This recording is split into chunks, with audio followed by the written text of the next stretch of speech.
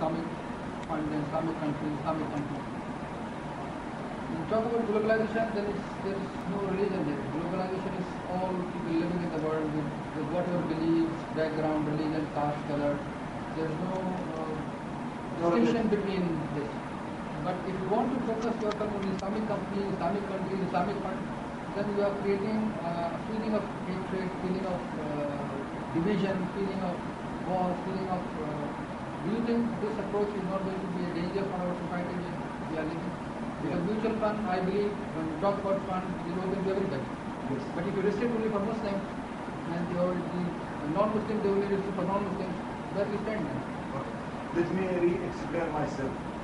I don't mean the non-Muslim people or the non-Muslim country will not join our mutual fund. What I'm trying to say is to make the Islamic economy system as a global. Because when I go through study the Islamic economy system, it is very strong system which is could recover everything and which is could cover the whole need for the whole world. So it is a step to globalize the system, only the system. And the system will be open for everybody. Muslim, non-Muslim, we don't care. But we want to create this. Our Islamic system now is including the international system. But we want the international system to be inside our system. Because our system, we believe it's a strong system. And as I told you, we put the key with the mutual funds. This is the key to start to move to the globalization. But at the same time, simultaneously, I want to say really, yes, at the end of the day, me myself, I am supporting our Islamic economy and our Islamic country. And we want our money to stay in our country.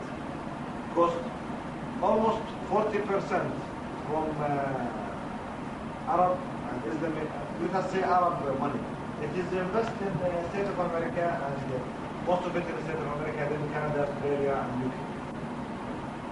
Especially in the state and other investment. What you are focusing is, what I understand that you talk about Islamic economy, which is definitely a macro approach to the topic.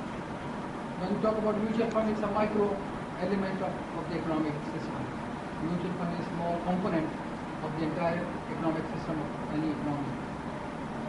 How you are linking your mutual funds to Islamic economics? When you talk Islamic economics, it will take care of everything, isn't it? The 24-hour life of each and every person living in that environment. This mutual fund is a small component, one small component of the Islamic or any economy, non-Islamic or Islamic economy. What your mutual fund is going to play a role in that economy? Actually, there is a lot of things could be joined to the mutual funds. It's not only stock from the market. We can add in the mutual funds. The mutual funds is like a basket to collect anything with a value, the real value, okay, and share it to the other people. In a mutual fund, we can put real estate, we can put industry, we can put shares, we can put stocks, we can put even the call options for the stock market, anything. It could be part of the mutual fund. So, when I search for, let us say, if the word can help me to say the word, when I was searching for a big basket could carry everything. There is nothing bigger than the mutual funds because it can take anything. That mutual funds, you can put even real estate, industry, or shares, or anything. And at the end of the day, this basket, we value this basket in 1 billion. This 1 billion, we divide it to shares. Shares and availability to anybody to share with this big one. So we can share everybody with our, let's call it big basket.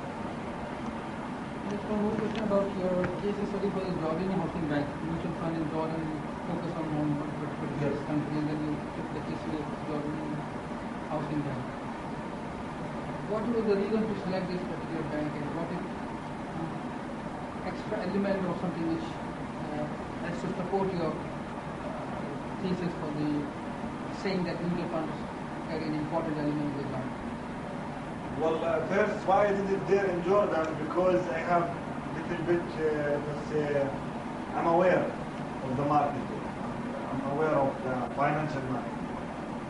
Plus, we have one of the biggest, number 15 in the world is the Arab Bank, which is member of the stock market in Jordan. It's number 15 in the world, and the size of the number of investment and the number of transactions and the capital itself.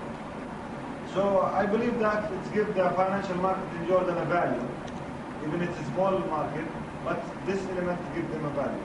Plus, I try to make a real study, statistical study, to minimize, to find out whether we can minimize the organized risk. And alhamdulillah, in this research, after a lot of calculation, I could reach a zero risk in the mutual fund. Zero risk, zero organized risk, not non-organized risk. With keeping a good margin of return better than the normal interest rates. With a zero risk. Of course, interest rate with the zero risk, the mutual funds there should be a risk. But we could arrange it or minimize it up to zero with maintaining the return of the mutual funds above the interest rate. Can you go to Dr. Shah to comments? You see, the mutual funds are guaranteed without risk and corporate sector compared to corporate sector, right? So, what kind of involvement an ordinary investor have, a middle class, those whose funds are very less to directly dealing with the stock market risks, in your findings? So, do you think these middle class investors are benefited by mutual funds? Well, really the main reason to create the mutual fund is to support and to give a help hand for the middle class people. How? For two reasons.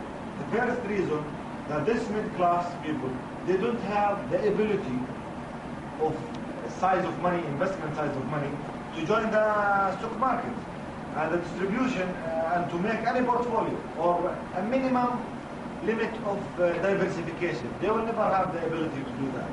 So when do we make the mutual funds? We give them an opportunity to join the whole stock market, the perfect and expert people to manage this one with their small number of investments.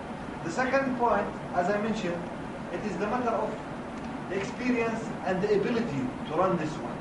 Even if we are not talking about mid-class, even if we are talking about a rich man.